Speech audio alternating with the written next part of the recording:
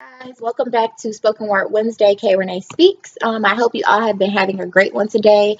As usual, please feel free to share, subscribe, and I hope you enjoy. Frigid. To be cold is to be free, to be numb, to be empty, emotional satisfaction. Or is it to be distant, a darkened memory and reflections of your past situations and reactions? Does it not mean you too feel? You just never let it surface much. Barricades of control, but somewhere behind the facade, something triggers still.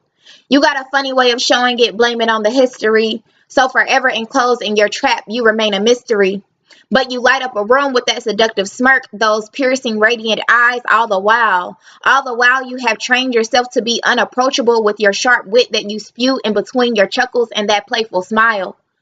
People never know how close to get, how invested to become. Always unsafe in your embrace and your doses of love. Never understanding if it's for keeps or tomorrow it's vanished cold again, forever gone. The truth of the matter, you just got tired of people's shit. People's disregard for who you are and that you deserve to before now and without you being a so-called bitch. That you deserve more than secondhand energy from everyone in life, including your parents. Crazy, right? You don't owe any answers to someone's curious questions if they don't want to pour in, invest for you, get in the ring with you to excite and you fire and a fight. To get you to believe in the ability to be unbroken, not further damaged, to take the risk.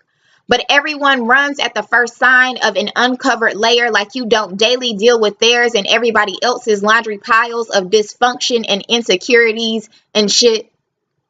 You don't get to be soft and open up. You have to be everything for everybody, so that leaves you alone.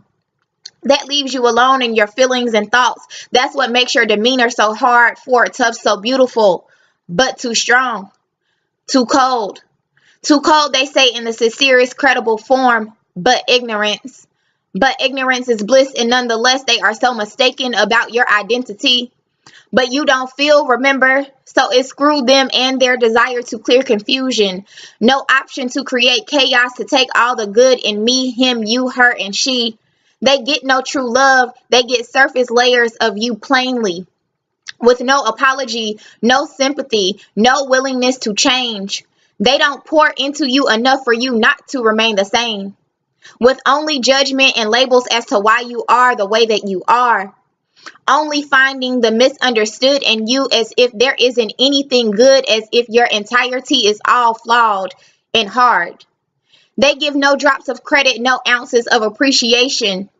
They never notice when you put forth effort and try, only when you raise hell out of frustration. That they've caused, that they've started, that they begged for from you the cold reaction. Never taking any credit for why to them you never open up. Why you never remove all your layers, tear down the barriers, dissolve the fuck people resistant wall around your heart and choose to remain with a full cup. They can't fathom the idea that you want but don't need them at all. That you're so used to doing it alone that when you finally give in and reach out, they turn you off and away with each dry text, one-sided conversation, missed and unreturned call. That deep inside, you want to open the door to your vulnerable scars, your hidden truths, your bandaged pride, that you want so deeply to release your soul from these contained walls and bars. How does one function in such a world that's full of hypocrites and followers and no empathy? The verdict is still out, so until then, you protect you.